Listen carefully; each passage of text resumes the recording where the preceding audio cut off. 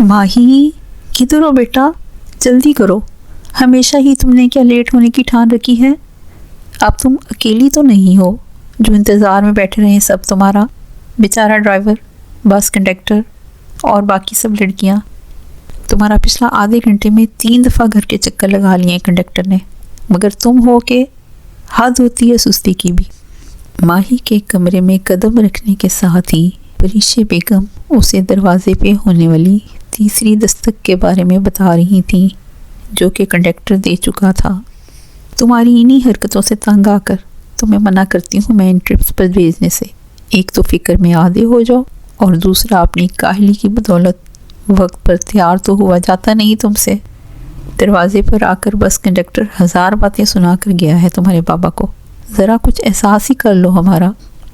कमरे में खड़ी वो अपनी अकलौती लाडली बेटी को खरी खरी सुना रही थी, जिसके कान पर कभी जूं भी न रेंगी अपनी माँ कम दोस्त की डांट पर।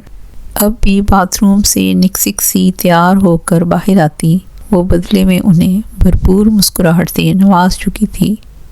मामा आ गई ना, हद है, उन लोगों से ज़्यादा तो आप मुझे टॉर्चर करती हैं जल्दी जल्दी मचा कर। ऐसा भी क्या जुर्म हो गया मुझसे अगर थोड़ी देर उन्होंने इंतज़ार कर लिया तो।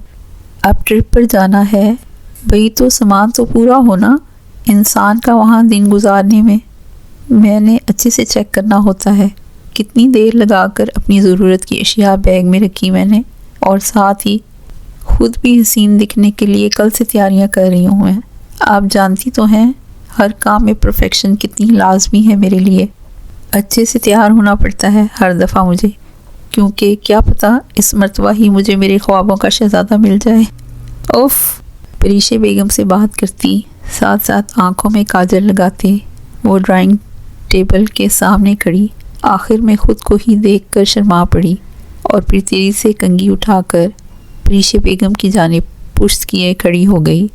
हमेशा की तरह आज भी अपनी माँ से ही बाल बनवाने थे उसने। अब माशाल्लाह से इतने लंबे बाल किसी आबशार की तरह कमर पर बिखरे उसके बाल संभालना भला कहाँ उस नन्ही सी जान के बस की बात थी।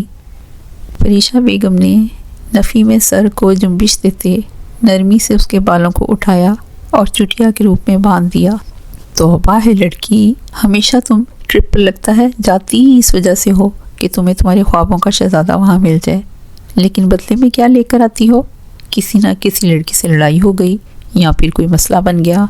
बोलने के साथ साथ कंघे को वापस ड्रेसिंग टेबल पर रखते हुए वो अब उसके सामान से भरे बैग्स को खोलकर अच्छे से चेक कर रही थी कि कहीं कोई चीज़ रह ना गई हो जिसकी ज़रूरत वहाँ उनकी बेटी महसूस करे।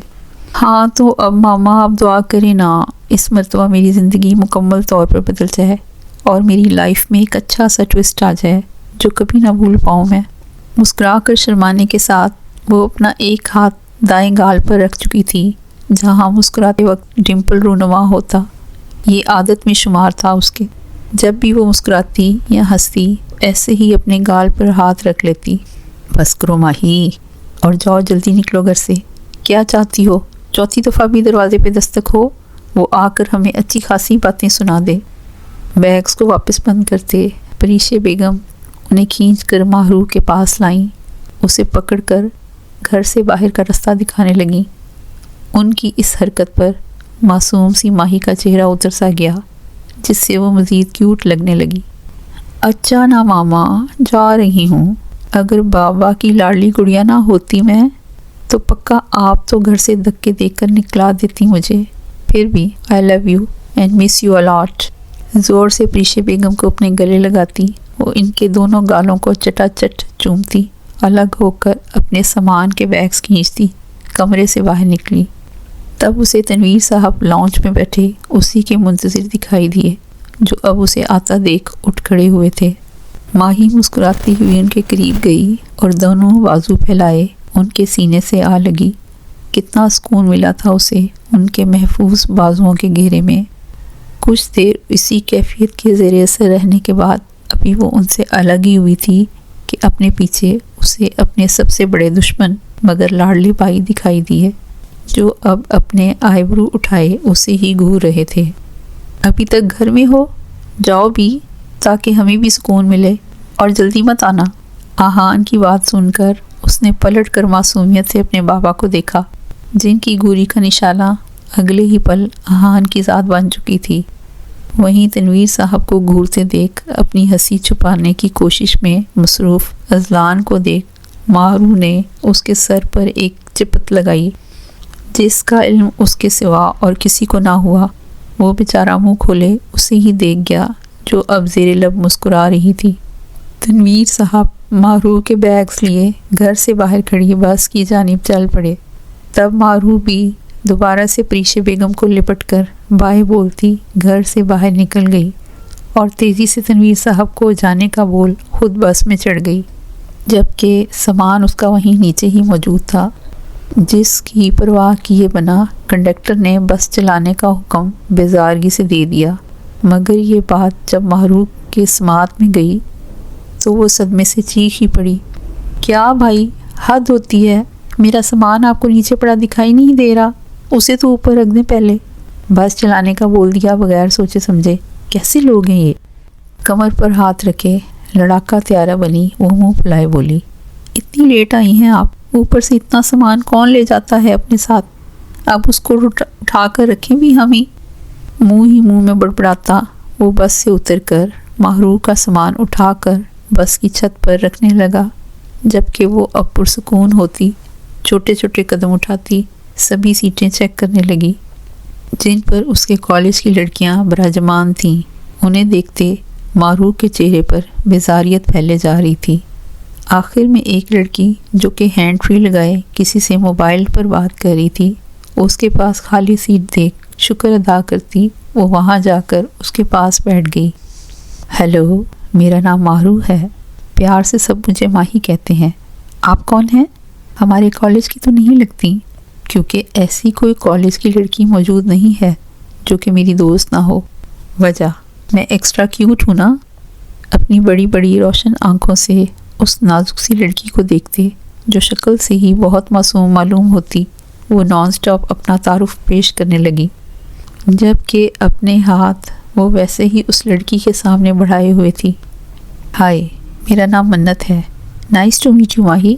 بالکل درست ہے، آپ کا اندازہ، واقعی میرا تعلق آپ کے کالج سے نہیں ہے، وہ تو میری کزن اس کالج میں پڑھتی ہے، اس نے بتایا مجھے صبح، وہ ٹرپ پر جا رہی ہے تو میں نے سوچا میں بھی ساتھ چلتی ہوں، ایک قسم کا انجوائمنٹ ہی ہو جائے گا۔ رسانیت سے ٹھہرے ہوئے میٹھے لہجے میں وہ اپنی بات کہہ گئی اور ماہرو کا ہاتھ پکڑ کر اس سے مصافحہ کر لیا۔ بات کرنے کا انداز اتنا خوبصورت تھا اس کا کہ ہر کوئی گرویدہ ہو جائے۔ وہی حال اس وقت ماہرو کا بھی تھا، جو اس سے کافی حد تک متاثر ہو چکی تھی، ورنہ وہ جلد ہر کسی سے گھلنے ملنے والوں میں شمار نہ ہوتی۔ جو اس کے ساتھ بہتر رویہ اختیار کرتا وہ بھی ان کی فکر کرتی، ورنہ مغرور لوگوں کو تو دیکھنا بھی گوارا نہیں تھا اسے۔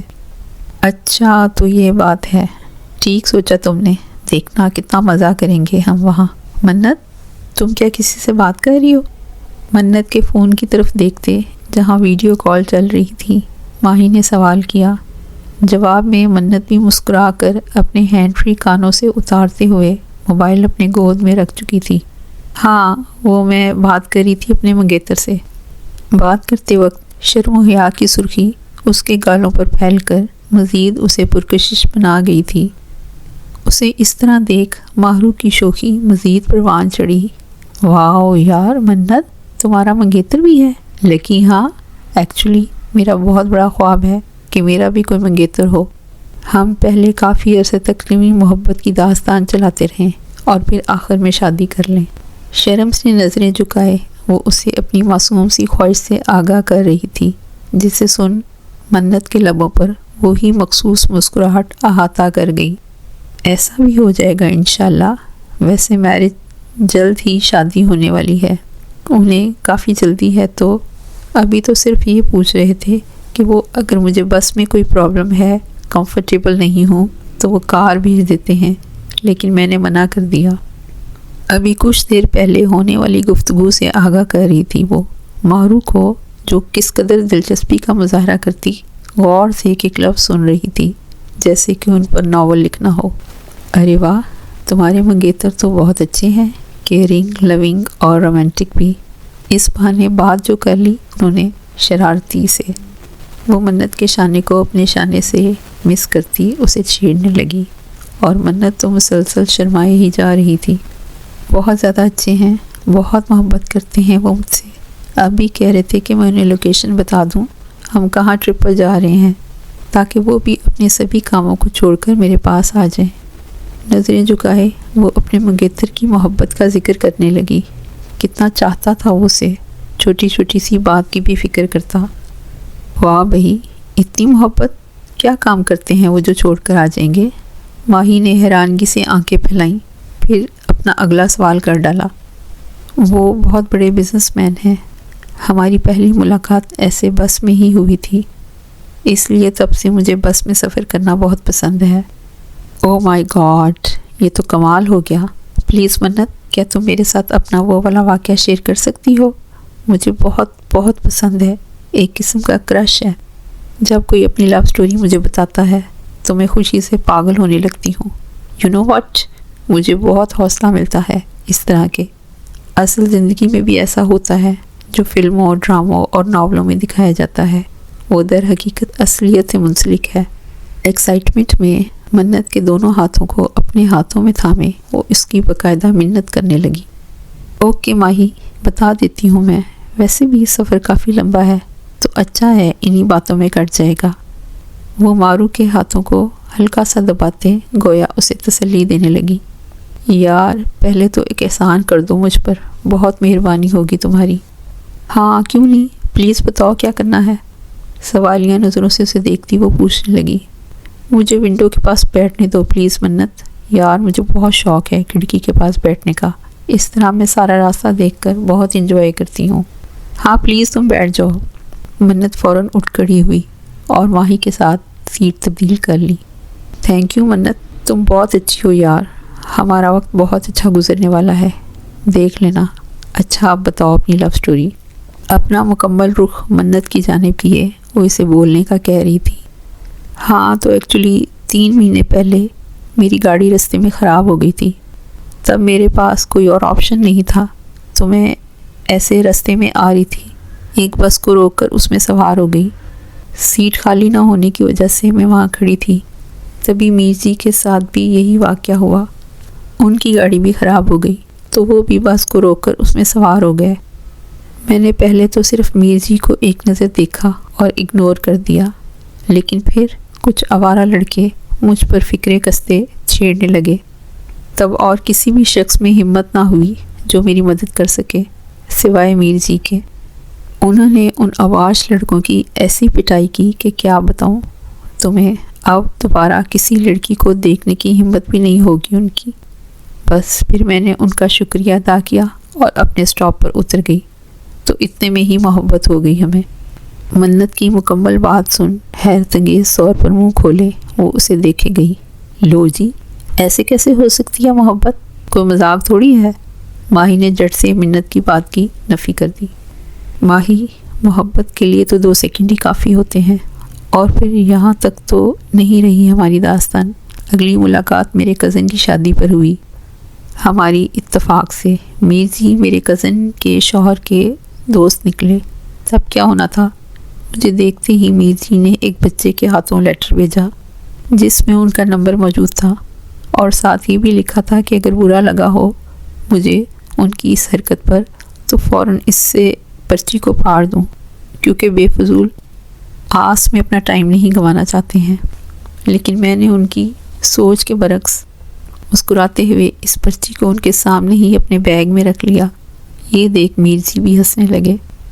وہ اپنی بات مکمل کر کے شرمیلی سی مسکراہٹ لیے نظریں جھکا گئی۔ یا اللہ، لوگوں کو کتنی آسانی سے محبت کرنے والا لڑکا مل جاتا ہے اب۔ میں دیکھ لو منت، پتہ نہیں کتنی شادیاں اس آس میں اٹینڈ کرتی رہی ہوں، اب مجھے میرا دیوانہ ملا، اب ملا جسٹ لائک ترکش ڈرامہ، لیکن ہمیشہ مایوسی ہی ہاتھ لگتی ہے میرے۔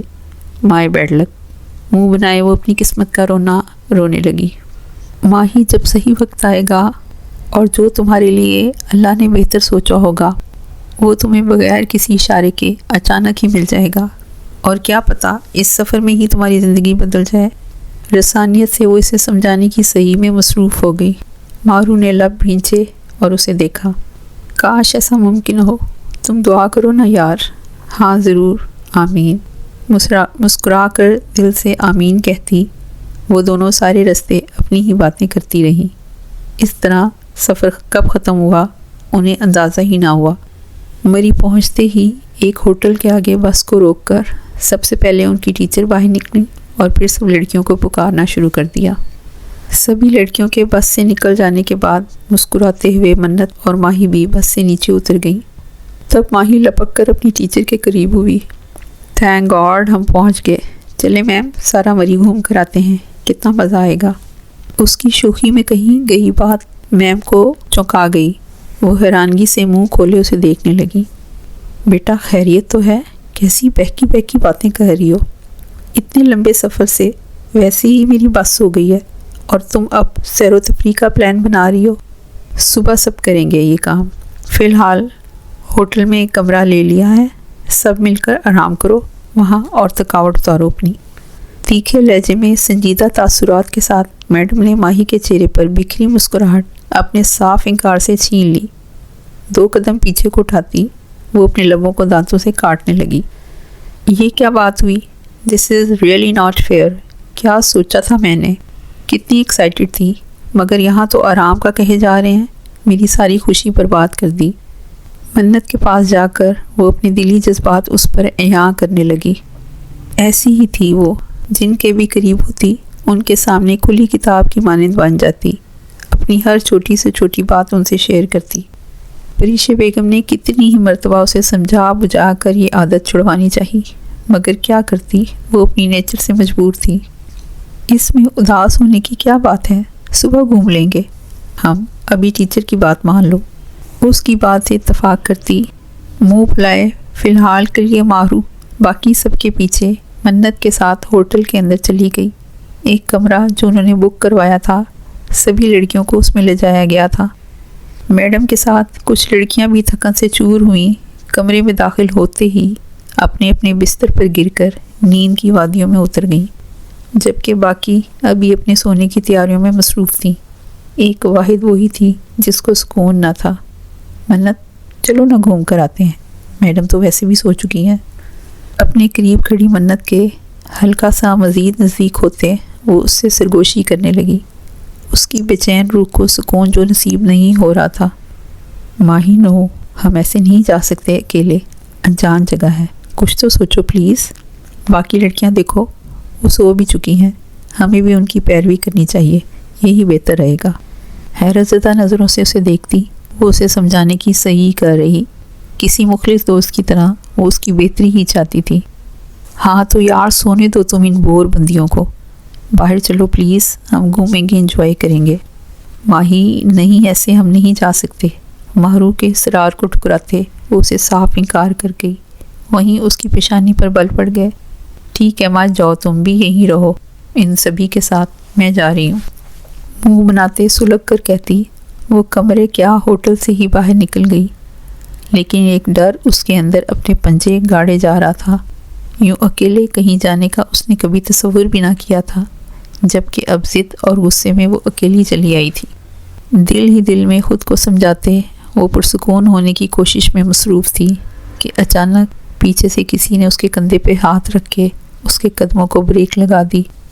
لمحوں میں 100 کی سپیڈ سے دھڑکتے دل کے ساتھ ڈرتے ہوئے آنکھیں خوف کی زیادتی سے پھیلیں اور پھر آنکھوں کو بند کرتے ہلکی سی واہ کیے وہ مڑ کر دیکھنے لگی، مگر اپنے سامنے منت کو پا کر اس کا خوف منٹوں میں ہوا ہوا۔ اب اس کی جگہ ایک مطمئن سی مسکراہٹ نے لے لی۔ تم آ گئی یار، تھینک یو، مجھے معلوم تھا تم میری سچی والی دوست ہو، دل خوش کر دیا قسم سے۔ اب چلو جلدی، جانتی ہو کیا میری کتنی بڑی خواہش تھی مری کے پہاڑیوں کو دیکھنے کی، جو کہ اب پوری ہوئی ہے میری زندگی کے 18 سال بعد۔ منت کا ہاتھ تھامے پہاڑوں پر چڑھتی وہ اس سے اپنی دلی خواہش کا اظہار کر گئی۔ وہ اس کی باتوں کو مسکرا کر سن رہی تھی، بولی کچھ نہیں۔ تمہاری فیملی میں کون کون ہے منت؟ اپنے دائیں جانب رخ کیے وہ اس سے سوال کرنے لگی۔ میری فیملی میں موم، ڈیڈ، ایک چھوٹی بہن اور بس یہی لوگ ہیں۔ خود اعتمادی کا مظاہرہ کرتی وہ نارمل سے انداز میں گویا ہوئی۔ او اچھا، دیٹس گڈ۔ میری فیملی میں بھی سیم ایسے ہی ہے، بس کوئی بہن نہیں ہے۔ اس کی جگہ 2 بہت شرارتی بھائی ہیں میرے، مراسی نمونے ہیں پورے۔ اپنی ہی بات کر کے اس سے لطف اندوز ہوتی وہ کہہ لگائے ہنسنے لگی۔ مزید ادھر ادھر کی باتوں میں گم وہ بالآخر ایک اونچے پہاڑ کی چوٹی پر پہنچ گئیں اور وہیں سکون سے بیٹھ کر اپنے سامنے موجود خوبصورت نظارے دیکھنے لگیں۔ کتنا مزہ آ رہا ہے نا یار، کتنی خوبصورت سی خوشبو ہے، سانسوں کو معطر کر دینے والی۔ اس جگہ سے ہمیشہ سے بہت لو ہے مجھے، نیچر کے بہت قریب ہوں میں۔ ہاں یہ تو ہے ماہی۔ مسکراتے ہوئے لمبے لمبے سانس بھرتے وہ اس کی ہاں میں ہاں ملاتی، پھر سے اپنی باتوں میں کھو سی گئیں۔ تبھی وہاں پر شازمہ چلی آئی، جو کہ ماہرو کے کالج کی ایک لڑکی تھی۔ اس کو ہمیشہ سے خواہ میں ہی ماہرو کے ساتھ کوئی مسئلہ درپیش رہتا، جسے سمجھنے سے ابھی تک ماہرو قاصر تھی۔ تم یہاں کیا کر رہی ہو؟ شازمہ پر نظر پڑتے ہی غصے سے کھڑی ہوئی وہ اس کی یہاں موجودگی کی وجہ پوچھنے لگی۔ منت بھی حق تک سی کھڑی ہوتی شازمہ کی جانب نظروں کا رخ کر چکی تھی۔ کون ہے یہ ماہی، اور کیا ہوا؟ تم غصہ کس بات پر ہو؟ منت کے سوال پر وہ اسے دیکھنے لگی۔ اس کا تعارف میں کرواتی ہوں تمہیں، مائی ڈیئر فرینڈس۔ منت یہ ہے وہ واحد میری دشمن جو کہ ہر ٹائم پیچھے ہی پڑی رہتی ہے میرے، جیسے اور تو کوئی کام ہی نہیں ہے ایسے۔ او بہن، اتنی فارغ ہو تو خدمت خلق کر لو، مگر نہیں، اسے تو ہر کام میں صرف میری کاپیاں ہی کرنی ہوتی ہیں۔ جو مارو کرے گی وہ اس باجی کا کرنا تو لازمی ہے۔ او ہیلو، کیا بکواس کر رہی ہو تم؟ جو بھی منہ میں آ رہا ہے بکے جا رہی ہو۔ تم میں ایسے کون سے سرخاب کے پر لگے ہیں جو میں تمہاری کاپیاں کروں گی؟ مارو کی حقیقت بیان کرنے پر بھڑکتی ہوئی وہ جو منہ میں آیا بولتی چلی گئی، جبکہ مارو کے لبوں پر طنزیہ مسکراہٹ بکھیر گئی تھی۔ اس بات کا علم تو تمہیں ہوگا باجی، اگر اتنی ہی خود مختار ہو تم تو ہمارا پیچھا کرنے کی وجہ کیا لینے آئی ہو ہمارے پیچھے پیچھے؟ دو جواب اب۔ آنکھوں کو چھوٹا کیے وہ ایک آنکھ منت کو دیکھ کر دباتی شازمہ کو گڑبڑا دیکھ انجوائے کر رہی تھی۔ میں وہ تو ہاں، میں تم لوگوں کی شکایت میڈم سے کر کے خود یہاں آئی ہوں۔ اب دیکھنا، میڈم تجھے آج ہی روز توڑنے کے جرم میں واپس تیرے گھر بھیج دیں گی۔ او ریلی؟ مگر ہم نے ایسا کون سا جرم کر لیا ہے جس کی پاداش میں مجھے یہ سزا تجویز کی جائے گی؟ منہ بند رکھو اور خاموشی سے نکلو یہاں سے۔ مجھے اپنا موڈ مزید برباد کرنے کا شوق نہیں، ڈسٹرب کرنے آ جاتی ہے چڑیل کہیں گی۔ خود اعتمادی کا بھرپور مظاہرہ کرتی اس نے شازمہ کو کھری کھری سنا کر آخر میں چڑیل کے لقب سے نواز دیا۔ وہیں یہ لفظ سن کر ہی بڑک اٹھی۔ کیا بکواس کی تم نے مجھے بھی؟ دوبارہ بولنا، بڑی زبان چلتی ہے تیری۔ ہاں الحمدللہ، تو جیسے گونگی ہو، مجھ سے بڑھ کر زبان تو تمہارے اس بڑے سے منہ میں ہے، مگر اس کا صحیح استعمال کرنے کے لیے عقل درکار ہے۔ اب دفعہ ہو رہی ہے یا یہاں سے دھکا دے کر ہمیشہ ہمیشہ کے لیے اوپر پہنچا دوں تجھے؟ اس بہانے کم از کم تیری اس منوس شکل کو دیکھنا تو نہیں پڑے گا مجھے۔ دھمکی کے انداز میں ماہرو نے شازمہ کو ڈرانے کی کوشش کی، وہیں اس کے برعکس غصے سے پاگل ہوتے بنا کوئی جواب دیے ڈائریکٹ شازمہ نے ماہرو پر حملہ کر دیا۔ پہلے مجھے تجھ پر اتنا غصہ ہے، اوپر سے اب تو مجھے مارنے کی دھمکی دے رہی ہے؟ بہت سن لی تیری بکواس، اس سے اچھا میں ہی تجھے یہاں سے دھکا دے دیتی ہوں۔ سارے کالج کی لڑکیاں تجھ سے تنگ ہیں۔ مارو کو پہاڑی سے نیچے گرانے کی کوشش کرتی وہ اپنے اندر موجود نفرت عیاں کر رہی تھی۔ چھوڑو مجھے، کیا پاگل ہو گئی ہو تم؟ کون سا دورہ پڑا ہے آج تمہیں؟ علاج کراؤ اپنا بہن۔ اب میں اس میں میرا کیا قصور کہ اگر سبھی ٹیچرز مجھے پسند کرتے ہیں؟ کیوٹ خوبصورت لوگوں کو ہمیشہ سراہا ہی جاتا ہے۔ تم جیسی بد شکل لڑکیاں مجھ سے کیوں جلتی ہیں؟ سر دیوار میں دے مارو، اتنی ہی بیزار ہو تو۔ ماہی نے مزید اسے تاؤ دلوانے والی بات کی۔ وہ تو مانو مرنے مارنے پر تل گئی۔ ایک جھٹکے سے مارو کے بالوں کو غصے سے کھینچتی وہ چیخنے لگی۔ درد کی شدت اتنی زیادہ تھی جو مارو کے لبوں سے مدد کی پکارتی لگے صاف محسوس ہوئی۔ تب کب سے شاکڈ کھڑی منت ہوش میں آئی، بھاگ کر ماہی کی مدد کرنے لگی۔ وہ مسلسل شازمہ کے ہاتھوں کو ماہی کے بالوں سے دور کرنے میں مصروف تھی۔ وہیں اپنے کام میں مداخلت ہوتے دیکھ شازمہ نے زور سے منت کو دھکا دیا۔ وار اتنا زور کا تھا جس کے باعث منت پاس پڑے پتھر پر گری۔ اس پتھر کا ٹکراؤ اس کے سر کے ساتھ ہوا۔ دیکھتے ہی دیکھتے اس زخم میں سے خون بہنا شروع ہو گیا۔ ساتھ ہی اپنے حواس بھلائے منت بے ہوش ہو گئی۔ ماہی نے جب یہ منظر دیکھا تو صدمے سے آنکھیں پھیلائے شازمہ کو دھکا دے کر خود سے دور کرنے کے بعد ایک کس کے تماچا اس کے گال پر رسید کیا۔ وہ منت کی جانب بڑھنے لگی کہ اچانک اسے اپنی ٹیچر کے ساتھ سبھی لڑکیاں وہاں آتی دکھائی دیں۔ آخر میں ماہی کا شازمہ کو مارا گیا تھپڑ بھی وہ دیکھ چکی تھیں۔ یہ کیا کر رہی ہو تم ماہی؟ میڈم کو باقی لڑکیوں کے ساتھ دیکھ شازمہ روتے ہوئے ان کے پاس چلی گئی۔ میم دیکھیں اس پاگل لڑکی کی حرکتیں، یہ مکمل سائیکو ہو چکی ہے۔ اس لڑکی کی جان لینے کی کوشش کر رہی تھی یہ۔ میں نے بچانے کے لیے جب مدد کرنی چاہی تو الٹا مجھے بھی مارنا پیٹنا شروع ہو گئی۔ اس کا دماغی توازن مکمل خراب ہو گیا ہے، خونی بن چکی ہے یہ۔ رو رو کر ڈرامہ کرتی وہ معروف پر سارا الزام دھر چکی تھی۔ معروف تم کیا پاگل ہو گئی ہو؟ کیا کر دیا ہے تم نے؟ اوہ شٹ منت تم ٹھیک تو ہو؟ میڈم بھاگ کر منت کے قریب جاتے اسے ہوش دلانے کی کوشش میں مصروف۔ تیزی سے بہتے خون کو دیکھ کر معروف کو اس کا مجرم سمجھنے لگی۔ میم جیسا آپ سوچ رہی ہیں ویسا کچھ بھی نہیں ہے، یہ عورت مجھے مارنے کی کوشش کر رہی تھی۔ تب منت میری مدد کرنے لگی، جس پر اس نے اسے دھکا دیا اور وہ بیچاری پتھر پر گر گئی۔ اس وجہ سے یہ چوٹ لگی ہے منت کو۔ منت تم ٹھیک ہو نا؟ میڈم کو حقیقت بتاتے معروف آگے بڑھ کر منت سے سوال کرنے لگی جو حواس کھوئی ہوئی تھی، ورنہ اصل حقیقت کیا ہے ابھی سب کو معلوم ہو جاتی۔ اس کی بے ہوشی کا ہی تو فائدہ اٹھاتے شازمہ جھوٹ پر جھوٹ کا سہارا لیے جا رہی تھی۔ میڈم آپ نے دیکھا تو ہے ابھی کون کسے مارا تھا؟ یہ سائیکو بیچاری اس لڑکی منت کی جان لینے کی کوشش کر رہی تھی، میں تو اسے بچانے کے لیے یہاں آئی۔ کیا بکواس کرے جا رہی ہو؟ منہ بند رکھو اپنا، ورنہ آپ کوئی لحاظ نہیں کروں گی، میں توڑ دوں گی تمہارا یہ منہ جہاں سے جھوٹ بول رہی ہو۔ میم جلدی سے منت کو ہاسپٹل لے کر چلتے ہیں، پھر وہی بتائے گی حقیقت ہے کیا۔ شازمہ کو اس کی اوقات واضح کرتی وہ منت کے لیے فکر مندی سے بولی، شٹ اپ مارو، بند کرو یہ سب۔ تم یہاں پر منت کے ساتھ کر ہی کیا رہی تھی بتاؤ ذرا؟ اور تم تو ایسے صفائی دے رہی ہو اپنی جیسے ہم تمہیں جانتے ہی نہیں۔